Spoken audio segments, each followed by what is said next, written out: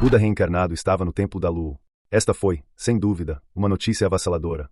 Buda era imortal e um ser tão etéreo que a maioria das pessoas pensava nele apenas como um personagem fictício. Apesar dessas crenças, lá estava ele, ainda vivo e bem.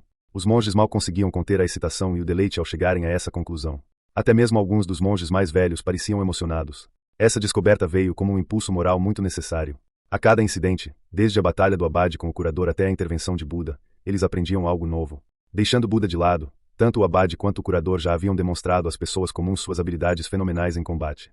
É claro que alguns dos mais inteligentes chegaram à conclusão de que o curador não era alguém a ser subestimado. Afinal, para Buda falar diretamente com ele, e para um monge com o título de Xuan surgir para recebê-lo, como poderiam continuar a considerá-lo um cidadão comum? E como Buda o chamou? Ele disse amigo do tal. Talvez Lin Jin não soubesse disso, mas o nome curador logo se espalharia pelo mundo como um incêndio. Entretanto, Lin Jin não tinha tempo para considerar isso agora. Cavalgando em uma nuvem, ele seguiu Xuan Jue através de uma parede de névoa espessa até chegar a um lago dentro do complexo do templo. O lago não era exatamente enorme. Parecia mais um grande lago do que qualquer outra coisa. Foi nesse momento que Xuan Jue deu um passo à frente e desapareceu na água. Lin Jin fez o mesmo e, no instante em que colocou um pé dentro, foi arrastado pela água. Com a escala do reservatório de água, ele poderia evitar ficar encharcado, então esqueça esse pequeno lago, ele poderia até andar sob rios e oceanos. No entanto, o Abade e o restante das pessoas que o seguiram até o lago não conseguiram prosseguir. Apesar do vasto cultivo do Abade, bem como de suas bestas guardiões, ele era incapaz de manipular a água, então não podia entrar nela como Lin Jin. Abade Sênior, o grão-mestre Xuan Jue conduziu o curador até o lago. O que fazemos? Perguntou o reitor do Salão Prajna. O Abade balançou a cabeça. Parece que este lago é o local de cultivo do grão-mestre e do Buda. Não é sensato nos aventurarmos neste lugar como bem entendermos. Vamos apenas esperar aqui. Voltando a Lin Jin. A princípio, ele presumiu que o lago fosse raso, mas não podia estar mais enganado. O meio do lago, em particular, parecia ter um fundo infinito. Xuan Jue continuou caminhando debaixo d'água enquanto Lin Jin contava com a balança do reservatório de água para segui-lo. Xuan Jue se virou e ficou surpreso ao ver Lin Jin, que conseguiu acompanhá-lo até então. Amigo de tal, por aqui, por favor, disse ele com um aceno de cabeça. Mais abaixo, eles encontraram um feixe de luz e Lin Jin descobriu uma criatura estranha. O Leviatã tinha cabeça de dragão e corpo de peixe. Era coberto por escamas douradas brilhantes e emitia uma aura poderosa que Lin Jin não precisava avaliar. Sem dúvida, tratava-se de uma besta aberrante de nível 5. Lin Jin refletiu. Parece que o Templo da Lua tem uma história profunda, afinal. Acho que não voltarei aqui no futuro, a menos que seja absolutamente necessário. Agora que penso nisso, talvez eu tenha sido muito impetuoso antes. O peixe-dragão dourado nadou até ele e Lin Jin aproveitou a oportunidade para tocá-lo, adicionando-o ao museu. Uma rápida olhada lhe mostrou que sua avaliação estava quase correta. Este peixe-dragão era de fato uma besta aberrante de nível 5. Mais abaixo, Lin Jin viu uma enorme bolha de ar e, para sua surpresa, havia uma pequena casa dentro dela. Ao entrar na bolha, eles pareciam ter chegado a um mundo completamente diferente. Havia uma camada de mana que, de alguma forma, conseguia bloquear a água do lago.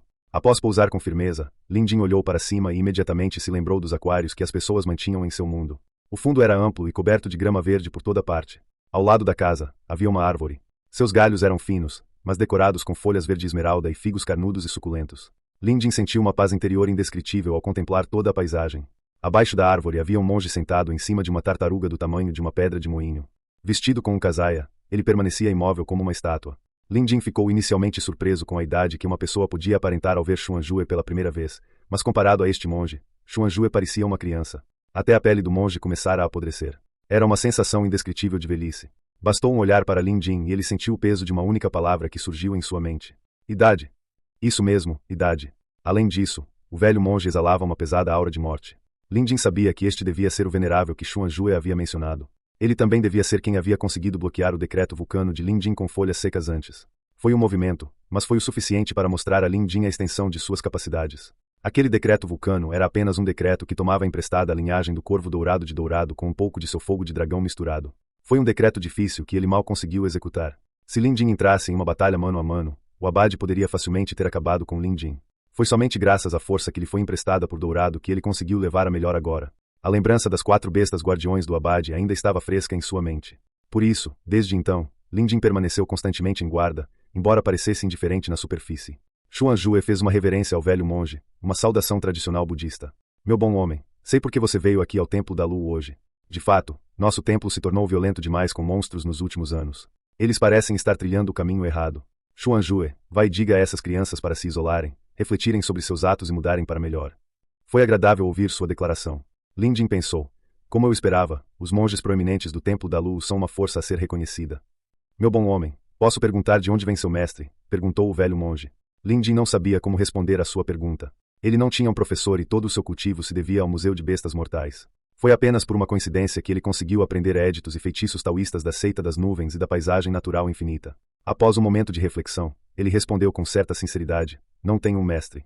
Foi apenas uma coincidência que conheci um taoísta da seita da nuvem e aprendi os 5 éditos elementais com ele.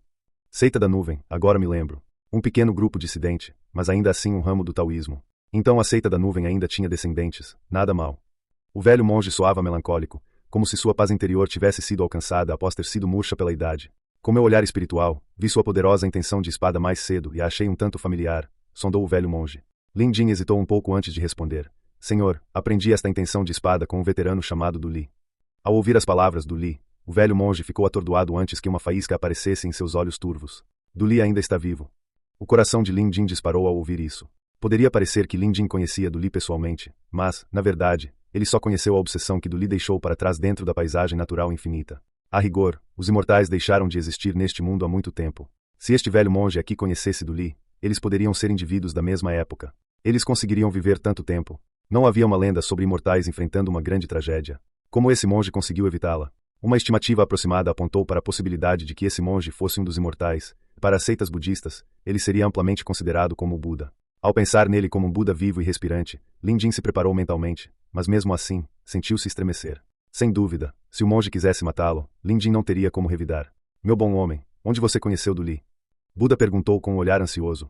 Ao mesmo tempo, o clima ao redor deste reino do fundo do lago começou a se agitar. Não só a água ficou turbulenta, como também vendavais violentos começaram a se formar no próprio reino.